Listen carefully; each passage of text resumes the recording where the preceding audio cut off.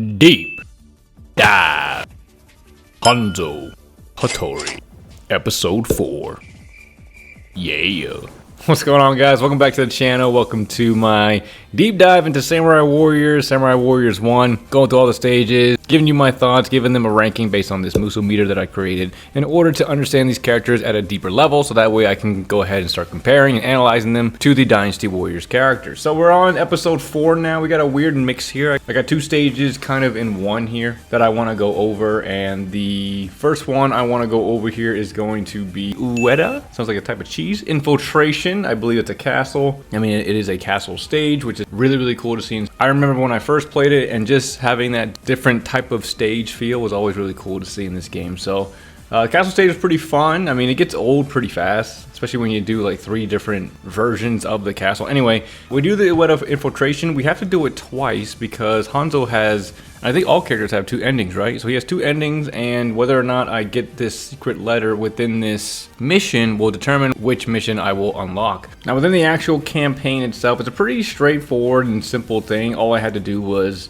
get through the whole castle without alerting anyone, and all I had to do was not open the wrong door. And at first I was doing pretty well going through all the places. It's a nice little level too, because it's cool that you have to like activate trapdoors to open up certain areas, and so you can continue on with the mission and stuff. I just like the small puzzle things that it adds to it. You'll see within the first gameplay I kind of have like this strafing thing as I walk into each room, because I thought that there were going to be enemies within rooms that I just enter in. I had to like sneak around them like James Bond or something, but that wasn't a thing I had to worry about at all. And you'll see in the second run through, I won't play the whole thing, but in the second run through I just go through. I think it took me like 5 minutes. Didn't even worry about any of the rooms that were open. I just went to every room that I needed to listen to and then made it to the final room. So with this first recording here, I'll skip to the end where I accidentally, I believe, opened up the wrong door because they were telling me to continue to gather information. I was like, this looks like the only room I can go into. So as soon as I do that, people start popping up, and I realized that I didn't do the mission correctly. I wanted to do it clean first, and then we'll go back and do a messy one.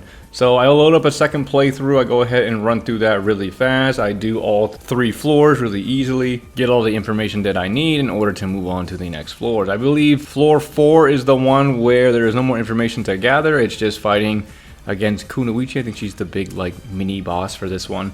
So we go ahead and fight her in one of the rooms, and she gives us a classic little retreat line that was just, you know, some wise words. Oh yeah, real mature. It's a really interesting response to hear from when someone's trying to kill you, so you beat them, making them flee, and they call you out for being immature. Quite the response. Anyway, so she goes down, we go up to the 5th floor here, and because we are doing the secret letter version, we don't actually have a battle with Yukimura, which I remember from last time, because I think the first time I played this, I remember a battle at the end with Yukimura, so I was expecting that, but it didn't happen because we did the letter thing correctly. Now, jumping back into the same level, I'm going to go ahead and skip to the end here, as the only thing I did different for this one was alert enemy right away, and then I just went to the top floor, and this time we went head to head with Yukimura. I'm telling you, this dude is a different level of annoying, because he is really strong. He's got a long weapon, and Hanzo's range is not the best, so it's like I get caught in these weird moments with him sometimes. He'd be beating my ass, and with the next part we're talking about, you'll see why it caused some problems. Anyway, so we fight Yukimura. It is quite the tough battle. Speed through it a little bit so you guys can see the aftermath of that. And then, you know, we get towards the end, he does some damage to me. I take advantage of the red Muso, and he goes down. So we cleared both getting the letter and then fighting Yukimura, which means both the top and the bottom for Hanzo is now available, which I think is really cool. It's really cool that Samurai Warriors has like 2 different endings for characters based on what you do in the stage. Why didn't they do that for Dynasty Warriors? That would have been sick. Anyway, moving on to the bottom, which is the Osaka Infiltration, staying with the castle theme on this episode here. The last episode we'll do the Osaka castle / battlefield and all that. That was a hell of a battle. Anyway, we're on the Osaka Infiltration here, and we're basically, because we failed the last mission, we are going to the castle itself in order to directly get the evidence that we need to prove that they are conspiring against Iyasu or something. So we have another castle mission here, a bulkier one for sure. And for this one, I just kind of take the same approach I did with the last mission, which is just find the floors as fast as possible. Didn't seem like there was really anything I needed to find or anything like that. There was a thing that he mentioned at one point about an enemy. Oh yeah, Gomon pops up as well. So Gomon popped up for a second. He just, I think, drops an item or something. So beating him was a nice little side piece to do. I don't think it was too pertinent though. I don't think it really does anything else. You just get a nice little item or something. I don't know if it's the same item. I don't know if anybody knows if it's like a different item every time, but I thought it might have been like a special item. So I went after him, I killed him, and then I'm making my way through the area, and at some point he mentions a powerful enemy. I don't know if he's referencing Keiji or for somebody else. So I thought he was talking about Kanbei Kuroda, who I find later. Oh, I end up finding Kunoichi at some point as well. So there's a nice little skirmish with her, which was great. I think she actually ends up dying here. Yeah, she ends up actually dying. It's the last stage. It makes sense that she's dying. Oh, so it was on floor 3. I got it mixed up. So we're on floor 3 now. Floor 2 was Kunoichi and some other stuff. Kanbei was on the 3rd floor. Hanzo mentions about an enemy presence, hostile presence, further to the back. Is he talking about Keiji here? Kanbei was pretty strong. He had the little mist thing on him, so I fought Kanbei to see if it yielded anything special. Yeah, it didn't. I just got some XP from it, which is fine, I guess. And ended up searching the place to see if I can find this hostile presence. I find some regular people and stuff and just skip over them. But I don't think I found anybody until I got to, obviously, Mr. Keiji, who's actually on floor 4. I'm watching the footage back as I do this, and I'm like, oh, yes, I was wrong. It's like jumbled together. Floor 4 is the one that has Keiji, right? So did I not find it? Kanbei had to have been the strong person because he had the mist on him, right? If I missed it, let me know. I'll go back and play. I want to make sure I get everything with Hanzo as much as I can. Anyway, so floor 4 here, we're actually fighting Keiji for sure now. You know, with everything, you know, kind of the same and everything, it gets jumbled. Anyway, so we fight Keiji here. He's pretty strong. Big weapon, again. Small range, I got to keep on him. The good thing about him is that he's really slow, though. So in terms of his attack speed, so Hanzo, I can take advantage of that. It's really, really nice. So Keiji goes down like a sack of potatoes, and then I go up to the final floor here with this. I remember this cutscene too. Such a weird cutscene of Hideyoshi playing Ring Around the Rosie with this lady.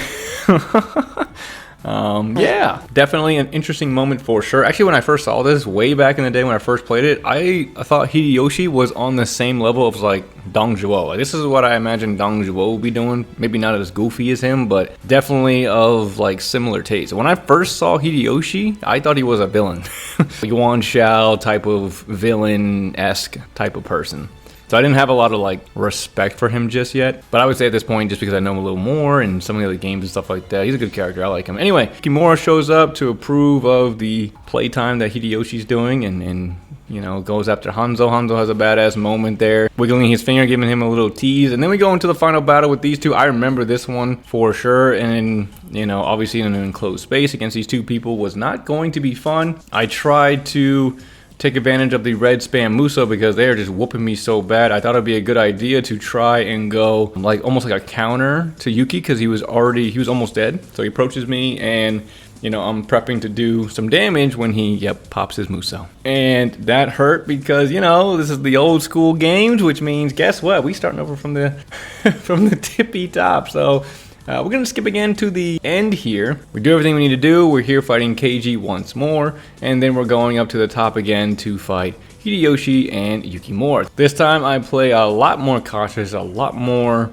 conservative, and as soon as I get into the red health, I am playing Ring Around the Rosies with these dudes and making sure they don't touch me, because as long as I can just rev spam Muso this, I'm good. You know, Hanzo's got a decent AoE Muso, especially with the fire element attached to him. Thank you for that comment, whoever said that Hanzo's thing changes based on his element, because the death one is great, but it doesn't have the same effect as the fire one. Just a nice little radius blast of fire, which easily took out both of them. The final cutscene for Hanzo. At this point, this was the last stage I played because I did the letter one first, and then I went straight to Osaka Castle, and then I went back, did it again, came over to do the infiltration. We see a similar shadowy-esque Hanzo kind of thing that he talked about in the first one. So he kind of has like the same ending, but just a little bit different. Like the first one's a little more cinematic than this one, I would say. This one is kind of the same message. It's like, you know, he's a shadow. He's going to continue doing his thing. I guess the first one is more of like, I talked about it in the last episode with him. The first one's more of like a conclusion to his story. This one's more of like, this is kind of like what he does and who he is. So yeah, that's pretty much it here. Let's talk about the Muso Meter for both stages, because they're, you know, very similar in nature. Starting with Osaka Infiltration. First of all, we're gonna go straight to strategy. This is a 5-star strategy mission. You obviously can decide what you want to do, and that will affect how you do moving forward, what you get, and things like that. There's things to find, and definitely give it a 5-star in terms of strategy. I would bring it down to a 4-star in total though, because I did not. The castles eventually get old. They get pretty annoying. So I would give it on average. I think the overall score would be 4.5. Moving up to power, Hanzo, I have his ×8 weapon here. It feels pretty good. His C3 got a lot better, especially with the flame emblem on it. I think it feels better than the death because he has one of the little AoE blasts instead of the one that shoots out. His C4 is okay. His C2 is decent. It's not too bad. C1 is alright. And his normal hit string up to the 8 is it's a little narrow in terms of his hit markers, like in terms of his, like when he hits out, like it feels easy to get offline because he swipes so fast across the enemy that you could eventually get offline with him, and they can do damage or whatever. But in terms of power, I'll give him a 4. I think he was a solid 4, not like OP crazy, but attack speed was great as well. That helps with some of the slower enemies. But his range and his narrow kind of hitbox kind of thing didn't feel too great. Muso was good with the flame element though, I'll give him that. Moving into the drama for the Osaka Infiltration. The beginning was great. You got a nice little cutscene jumping into it. Him showcasing his aura. Some cool moments for him, don't mind that at all. During the stage itself, he had moments with Kunoichi, which was cool to see, and then because of the 2 different endings, he has the Yukimura moment, the cutscene with him, which is pretty cool, or he has the actual fight with him, and they exchange words and all that stuff. For drama, I would give it a nice 3.5. I think it's a 3.5. Nothing too crazy. Kind of the standard now for Hanzo. He's got a cool flashy cutscene and some words exchanged with the people he doesn't like, and that's pretty much it. So 3.5 I think is great for him. Personality-wise for Hanzo here, yeah, I like the aura that he shows in this. I think it's great.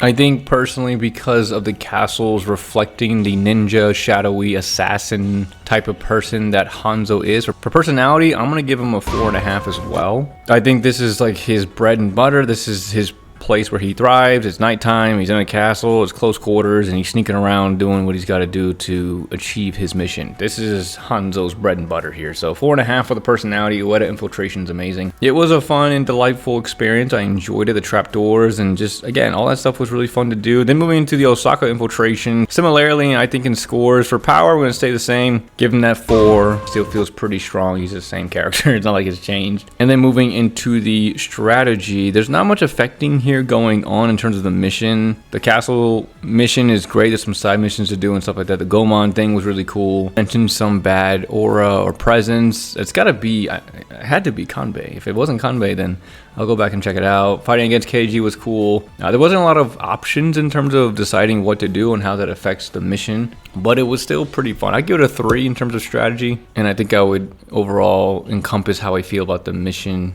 or the stage as well. Castle stages, they're great, but they get old pretty fast, at least in my opinion. Then moving into the drama. For drama, I would give it a 4. I feel like the cutscene at the end is really, really nice. It's really cool. He's showing up. I give it a 4.5. Yeah, you get the little finger thing going on, and then Hideyoshi with his wild thing and all that. It's a great scene, great fun time. Him and Gomon's thing comes to an end, and it was just cool. I mean, him and Kunoichi as well. A lot of loose ends being tied up here and all that stuff. So the end missions are always really fun. Anyway, finally have personality here. This is gonna be a 5 out of 5, man. 5 out of 5 personality. Again, I'm going into the cutscene with him for this. I think it's the coolest representation of him so far. I mean, dude is up on the ceiling and again waving that finger. I know that's I've already talked about and everything, but I think that really encompasses him. And of course, you have the cutscene, his ending as well, that would tie into that. And just, yeah, I think this was a great ending scene for him, a great ending stage. And that's really all I have here for this one. We got one more episode to cover with Hanzo, which will be the Osaka Castle, which will be next. And then I got maybe one more video with him, and then we're moving on